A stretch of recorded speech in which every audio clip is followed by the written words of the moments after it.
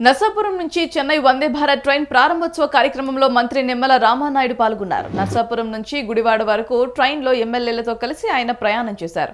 గోదావరి జిల్లాలో చెన్నైతో ముడిపడి ఉంటాయని మంత్రి నిమ్మల రామానాయుడు తెలిపారు.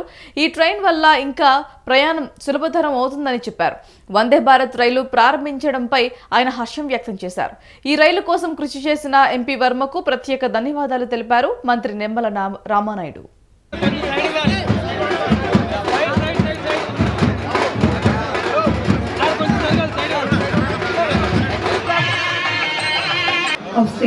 of heavy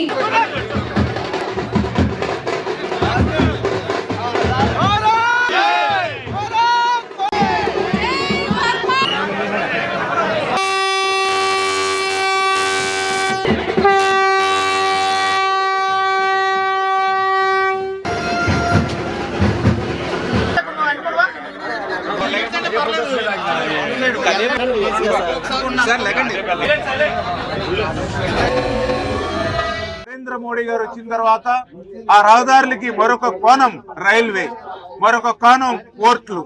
ఈవేళ నరేంద్ర మోడీ గారు ప్రధానమంత్రిగా ఉండగా రైల్వేలో కూడా విప్లవాత్మకమైనటువంటి మార్పులు తీసుకొస్తూ ఇందులో ప్రత్యేకించి గోదావరి జిల్లాలోనంటే వ్యవసాయంగా ఉన్నటువంటి జిల్లాలు, ఇక్కడ అనేక మంది సాఫ్ట్వేర్ కు సంబంధించిన నిపుణులు ఉన్నటువంటి జిల్లాలు, ప్రతిరోజు ప్రతి నిత్యము కూడా హైదరాబాదు, చెన్నై, బెంగళూరుతో ఈ గోదావరి జిల్లాల యొక్క బంధం ముడిపడి ఉంటుంది.